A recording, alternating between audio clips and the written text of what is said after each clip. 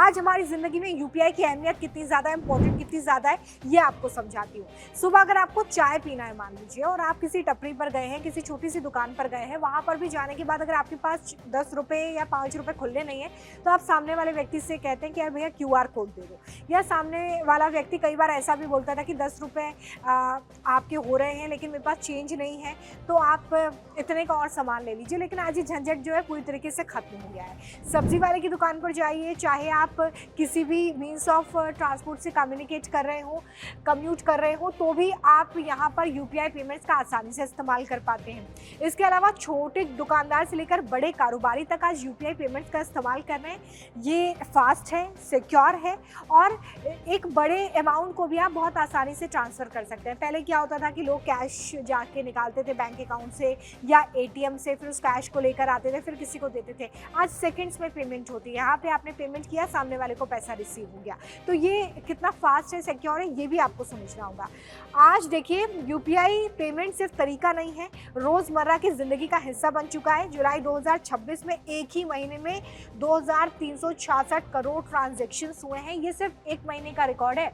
ये 2026 के एक महीने का रिकॉर्ड मैं आपको बता रही हूँ, लेकिन साल और महीने के हिसाब से जब आप इस आंकड़े को देखेंगे तो ये अपने आप में बहुत बड़ा हो जाता है। तो यूपीआई पेमेंट हमारी ज़िंदगी में छोटी से छोटी चीज़ और बड़ी से बड़ी चीज़ के लिए एक बहुत ही फास्ट और सिक्योर माध्यम बन गया है। भारत से दुनिया तक किस तरीके से यूपीआई ने ग्रोथ करी है, देखिए। भारत में शुरू हुआ है, अब दुनिया तक यूपीआई की पहुंच है, इसकी धमक है, और इसकी तारीफ कई देश कर चुके हैं।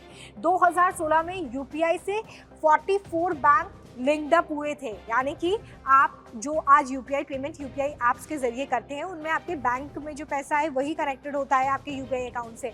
तो फर्स्टली 2016 की बात करें, यानी कि अब से 10 साल पहले की अगर हम बात करें, तो सिर्फ 44 बैंक जो थे वो इसमें लिंक्ड थे। लेकिन 2025-26 तक ये 44 की जो संख्या है बढ़कर 703 हो गई है, और यूपीआई अब 11 देशों में भी इस्तेमाल हो रहा है। आप इस आंकड़े को लेकर समझ सकते हैं कि यूपीआई साल दर साल, महीनों के साथ, और कैसे भारत से निकलकर अब 11 देशों तक फैल चुका है।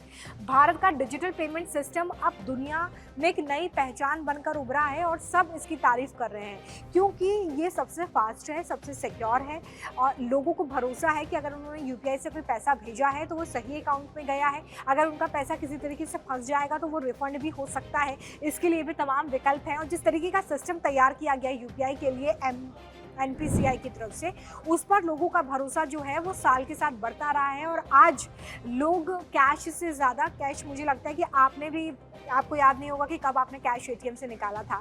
हमारी ज़िंदगी का एक ऐसा हिस्सा यूपीआई बन चुका है कि अब उससे निकाल देना या ये कहना कि यार कैश दे दो बड़ा मुश्किल होता है। तो इस तरीके से यूपीआई ने बीते 10 सालों में क्रांति की है। और अब आखिर में बात करते हैं कि हमने इन 10 सालों में क्या सीखा है। तो सबसे पहली बात, हमने क्यूआर स्कैन करना सीखा है। अब आपसे कोई अगर बोलता है कि कैश है क्या या पैसे हैं क्या, तो आप फटाफट से बोलते हैं कि यार ये क्यूआर स्कैन कर लो या क्यूआर कोड दे दो। आज करोड़ों भारतीयों के लिए यूपीआई पैसे भेजने का सबसे आसान तरीका है। कैश देना, एटीएम से पैसे निकालना, इससे ज़्यादा इजी ये हो गया है कि यार मैं अभी के अभी पेमेंट कर देता हूँ, बस अपना क्यूआर कोड मुझे दे दो।